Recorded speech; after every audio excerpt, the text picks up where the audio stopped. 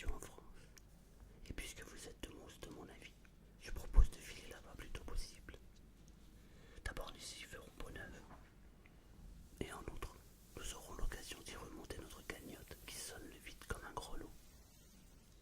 Allons-y, s'écrièrent les trois complices avec le même enthousiasme que les croisés partant pour la croisade.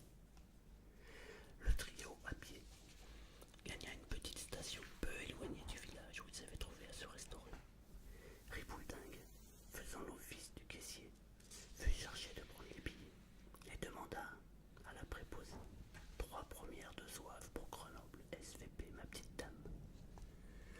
L'employé, choqué de cette familiarité, lui délivra ses billets en le regardant de travers. Dans le compartiment du train où les trois inséparables avaient pris place, se trouvait un brave paysan avec qui ils s'empressèrent de lier conversation. On parla pour commencer de la pluie et du beau temps, des blés qui promettaient une riche moisson et des avoines qui laissaient à désirer. Au bout de 5 minutes, le villageois, abdiquant toute méfiance, traitait les Pieds-Nickelés comme des amis de 20 ans et ne leur cachait point qu'allant à la foire d'un patelin voisin pour y faire des achats, il avait eu soin d'importer une bourse bien garnie. Les oreilles des Pieds-Nickelés n'étaient point des lanternes sourdes. Ils retinrent cette confidence et se promirent d'en faire leur profit bercés par les secousses du train. Le paysan n'avait point tardé à s'endormir. Filochard, qui se trouvait à côté de lui, se leva sans faire de bruit et avec son doigté professionnel lui subtilisa sa bourse en émettant cette réflexion. Mon gros père, tu es trop bavard et tu risques de te faire dévaliser avant d'arriver sur le champ de foire. Pour que ta bourse ne soit pas volée, je vais la mettre illico en consigne.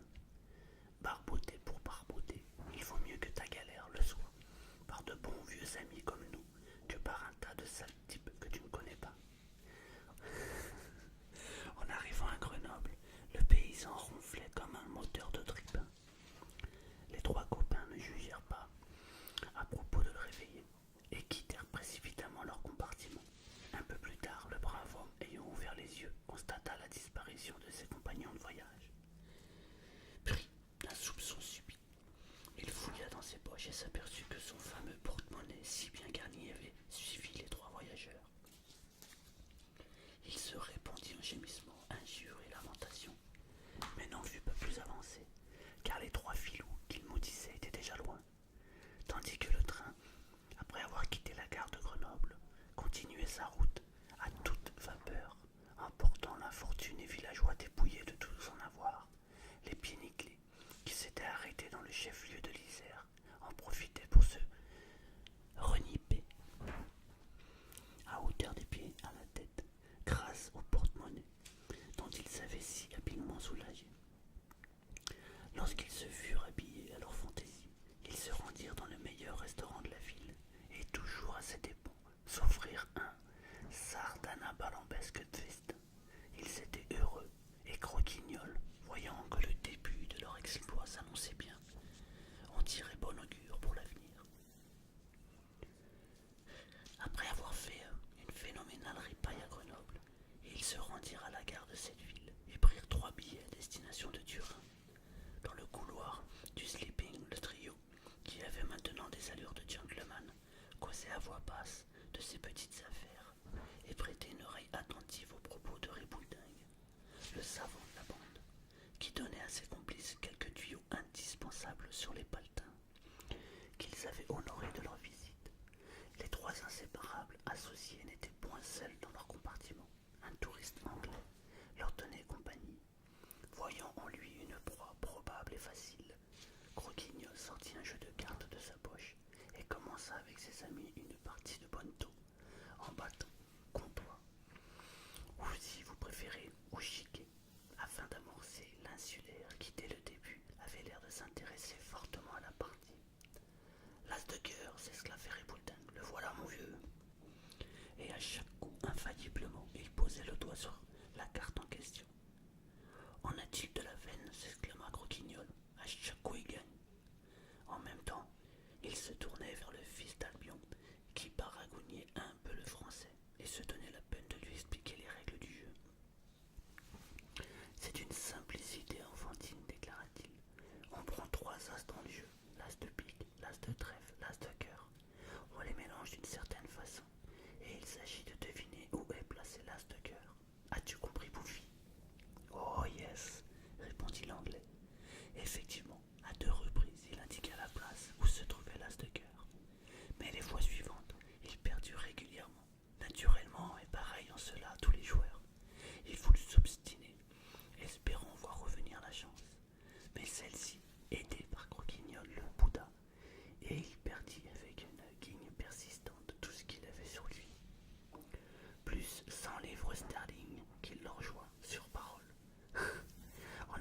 du Rhin, seconde étape de leur voyage.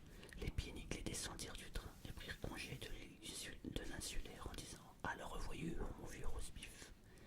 Lorsque tu joueras encore au ponto, ouvre tes quinquetets et tâche moyen d'avoir plus de veine. » C'est à peine s'il leur répondit tellement il était navré de sa guigne. Après le départ de ses compagnons de voyage, il s'aperçut que ceux-ci en s'en allant, avait oublié le jeu de cartes sur la banquette. Il le ramassa, l'examina et poussa un rugissement de frayeur. « Ah, les sales filous !» fulmina-t-il. « J'ai été volé comme dans un bois. Dans leur jeu, il n'y a que les as de trèfle, de pique et de carreau. L'as de cœur fait défaut. C'est un jeu truqué. Je comprends à présent, mais un peu tard, hélas. Pourquoi je n'arrivais jamais à mettre la main sur l'as de cœur? Ah, les gredins! Si jamais je les retrouve. En attendant, je vais toujours le signaler à la police. »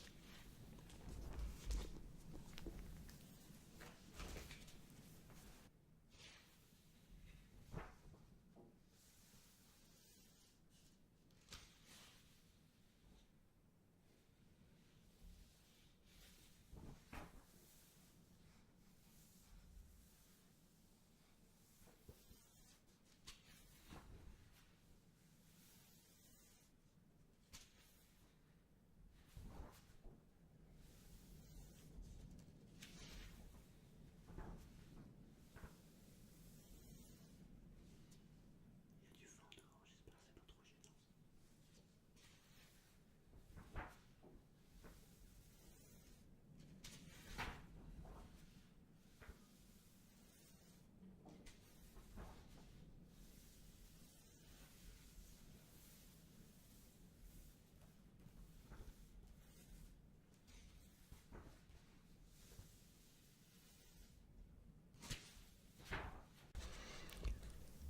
Encore un bateau-poche disparu de la circulation.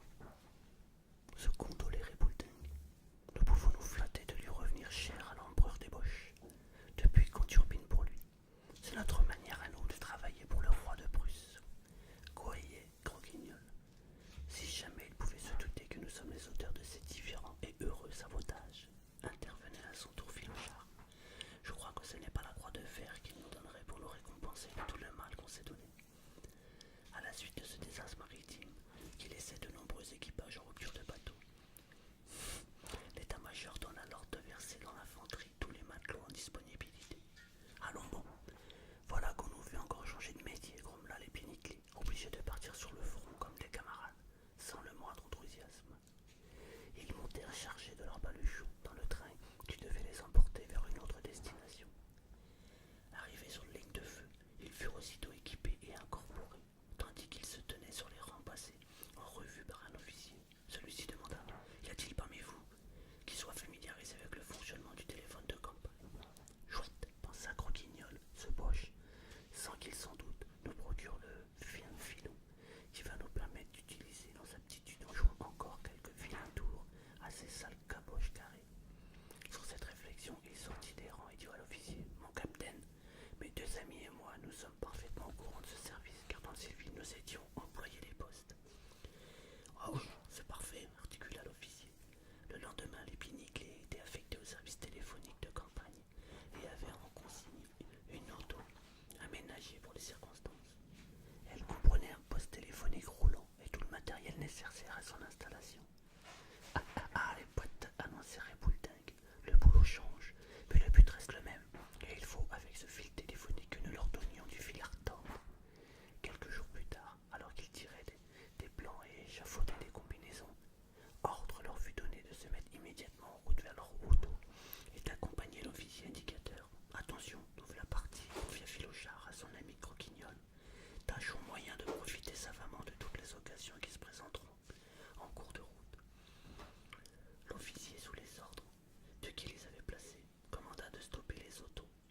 Les autos s'arrêtèrent. Ils mirent alors pied à terre, scruta longuement l'horizon avec ses jumelles et découvrit à quelques kilomètres de l'endroit où il se trouvait un détachement français. « Vite, ordonna-t-il, dépêchez-vous d'installer le téléphone. D'ici 5 minutes, je veux qu'il soit réveillé avec la batterie qui se trouve le moins éloignée de nous. » Les Pieds-Nickelés animés d'un beau zèle procédèrent à cette installation en deux temps, trois mouvements. Dès qu'elle fut terminée,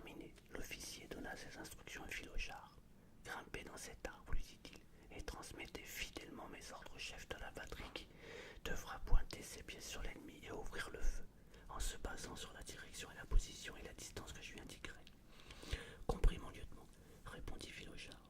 Mais au lieu de transmettre les indications de l'officier, il s'empressa de téléphoner au chef de la batterie allemande en lui désignant comme point de repère l'endroit où plusieurs régiments Boche se tenaient cachés. Naturellement, l'officier d'artillerie se conforma aux indications données téléphoniquement et croyant pointer ses pièces sur les troupes françaises dont on lui désigna la position, il suivit scrupuleusement les renseignements fournis par Philochard. Boum boum boum. Les pièces tiraient sans discontinuer, mais leur obus, au lieu d'aller semer la mort dans les rangs des troupes françaises, tombait en plein milieu des régiments Boche et y faisait un colossal carnage. La moitié des effectifs massés dans cette position étaient anéantis.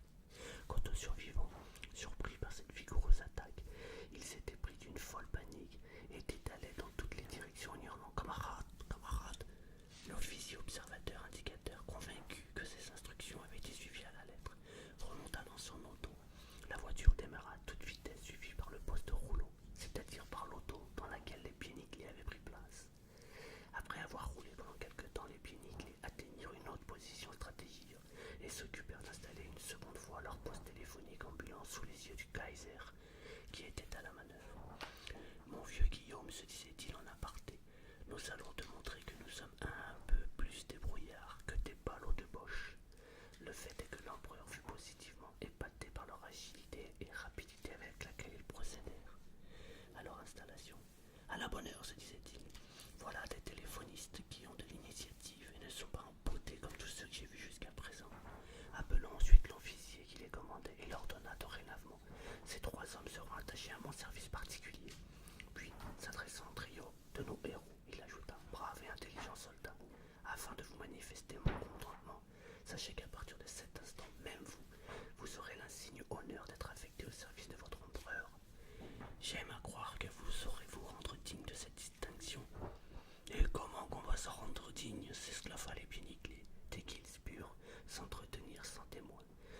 Enfin, nous l'avons trouvé, la pâte au gaz qui va nous permettre d'inventer de sales blagues à l'intention de cette fripouille de guignol 2.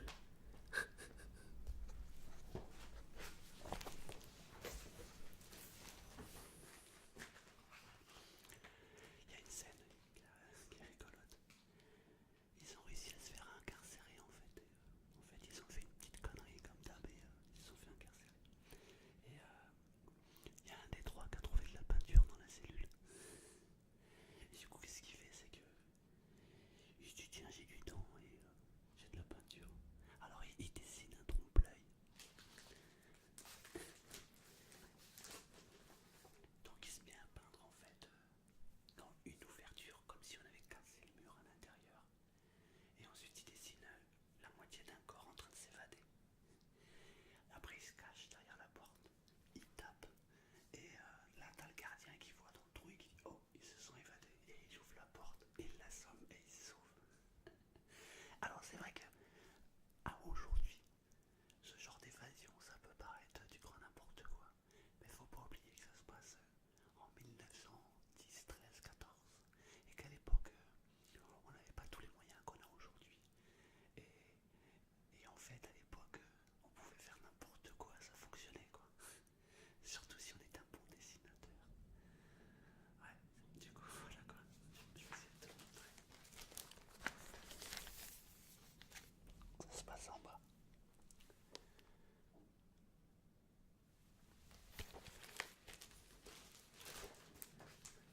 Les dessins au départ, ils sont tous faits en couleur.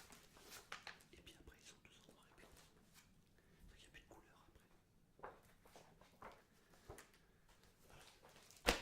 Ça c'était la vieille édition. Et là je vais te montrer comment c'est devenu aujourd'hui en fait.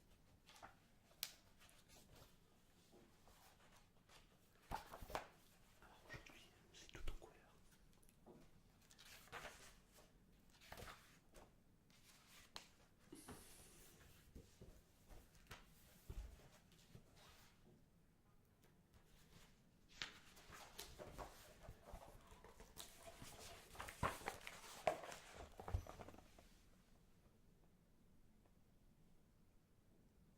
Je sais pas si tu vois.